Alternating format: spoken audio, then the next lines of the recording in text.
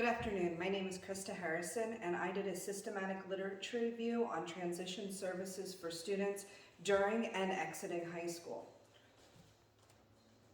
My primary research question was, were students with an IEP provided effective transition services, and how does data track success during and after high school to meet their college, career, and independent living goals? I also had 3 secondary questions that were addressed.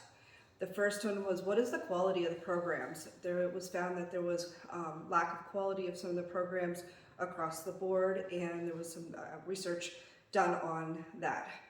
Second, were students fully taking advantage of programs that were accessible during high school to meet their future goals? Research question 3, were parents fully aware of the actual programs that were being provided, and were they taking advantage of them? But the third research question is, were parents fully aware of the programs available to their students with IEPs? Starting out, I want to highlight 2 terms that might not be familiar to everyone. IDEA is an Individuals with Disability Education Act. It was a federal mandate that was set up to provide services and regulate transition services for students during high school, and to make sure that they had the best success rate going forward after they graduated. IEP is also another key term that is used frequently during this study. IEP is an individualized education plan. It is pretty standard across the board for most students, but it is customized to each student's needs and their interests. Students with disabilities lacked adequate employment and educational opportunities compared to their peers that do not have IEPs.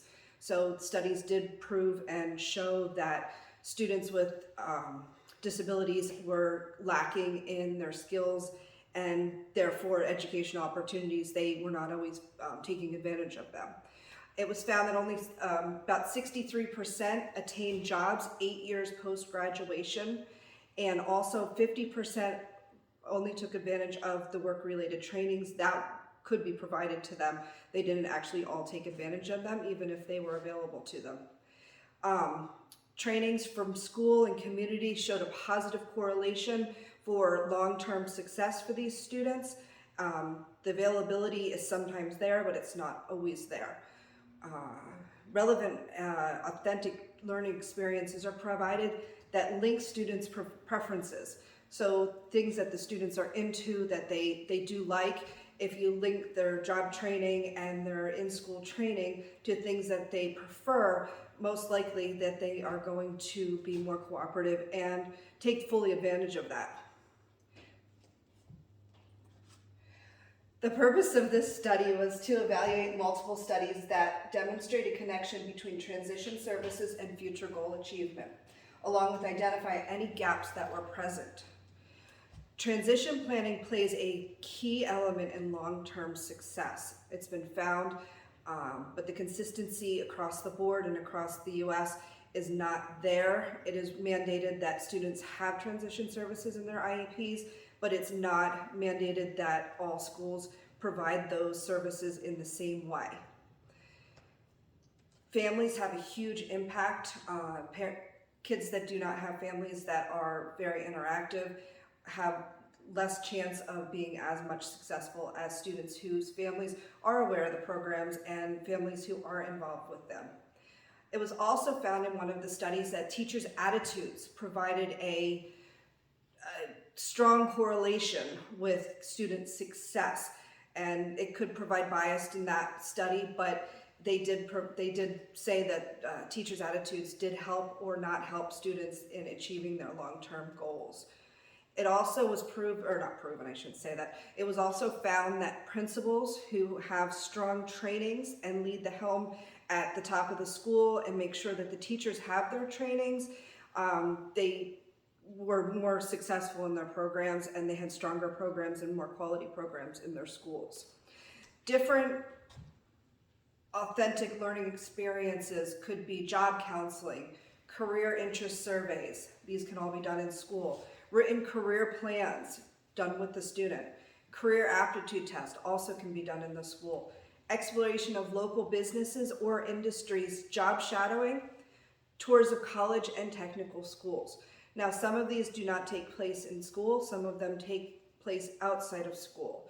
Now, this would be after school, this would be during the summer, possibly schools creating field trips where students can go to different career and technical colleges or regular colleges even. But if the time does not provided during high school, they could do it during the summer programs, and they could also do it after school. Formal and informal trainings are imperative for these kids. Transportation skills and trainings on how to get to a job, purchasing skills and how to actually use money is a huge skill that students can learn inside and outside of high school. And practicing safety skills.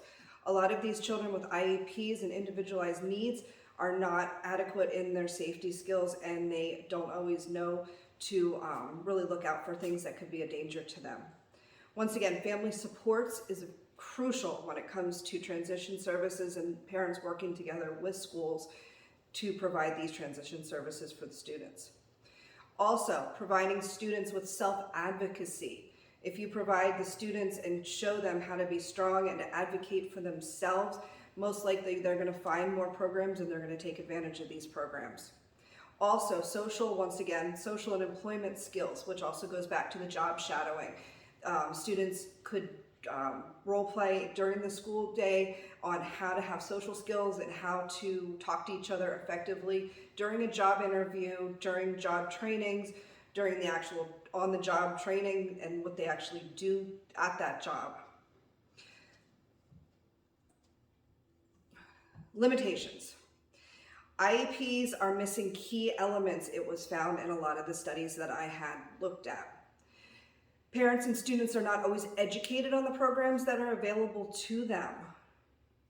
Also, students and, well, not and parents, but students are not taking advantage of all the programs. Even though there's a program available in high school, it doesn't mean that the student is actually taking advantage of that, or that they're actually trained adequately. There could be skills that the student needs in order to take advantage of the program or outside of school, and the students might be lacking social skills or just job training skills in order to take advantage of that.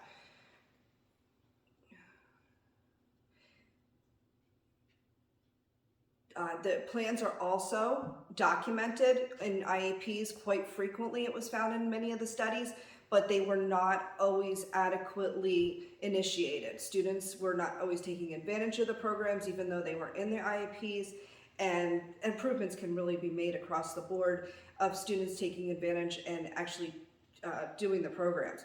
Also, conformity across the U.S. and all the different schools, it's not legally mandated on what kind of programs they need to provide for these students in order to have fidelity and effective transition services in order for them to reach their career goals, even independent life skills programs or college. Methodology started broad. I did search terms of transition services, high school. My transition service research question was very broad in the beginning, and I had to narrow it down, and I had to change it a couple times actually. So that was kind of something I had to definitely work through. But I narrowed it down to 5 key studies. A lot of them were not pertinent to what I was doing. There's very few studies on the long-term success of kids with transition services. There's very few transition service studies. I'm finding that there's a huge lack of studies actually done across the board right now. Limitations and further studies was discovered that there's a ton more research to be done, especially on the long-term effectiveness and what really are the effective transition programs during high school. I started at ERIC and EBSCO. I used ERIC more than EBSCO. I made sure all my studies were in English. Made sure they were all current within the past 5 years, although there was 1 or 2 that did sneak in that had some good information, but I tried to keep it in within the 5-year publication dates. Then, like I said, I narrowed it down to my 5 final articles where I got a lot of really good information, but they also had those research articles also had many limitations. One of the things I did find is that Only about 54% of the parents responded to students, and they were only 54% of parents responded that their students were actually receiving services. Most of the studies, except for one, were only tracked during high school, basically ages 13 to 17. That's the only time they tracked, and as soon as they graduated, there was no information or studies past that to see of the effectiveness of transition services. Most of the studies that I looked at were very narrow, small populations. They were either a small school or just a portion of the school. They were done by surveys, which could create bias. So there's a lot of different ways that more studies can be created. I did find one study that interviewed 5 different students and 1 teacher. And it was interesting because the teacher actually differed from their answers than the students.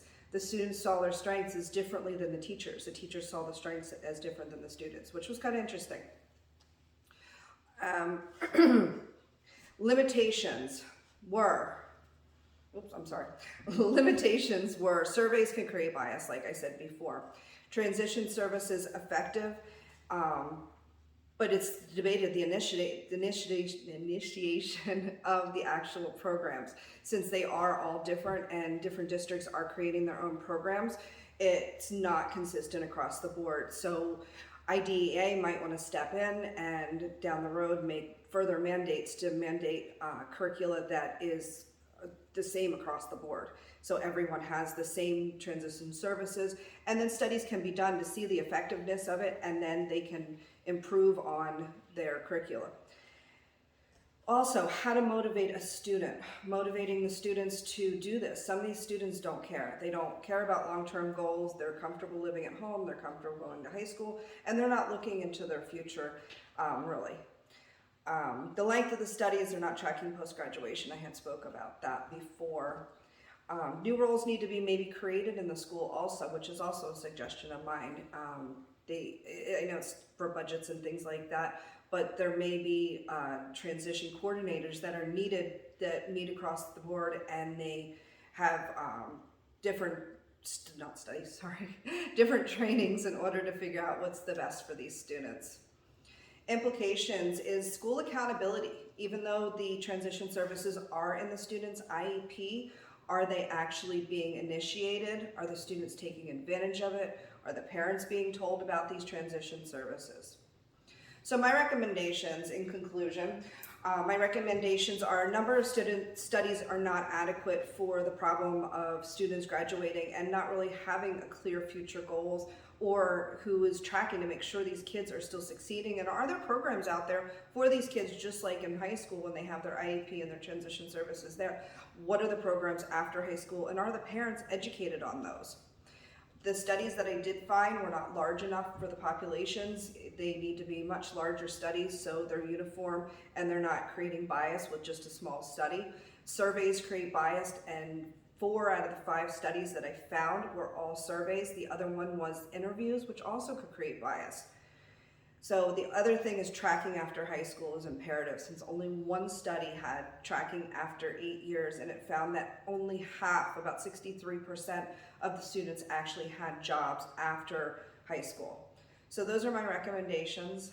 I thank you for listening to my presentation, and if I was in class, I would ask if there's any questions now. Thank you.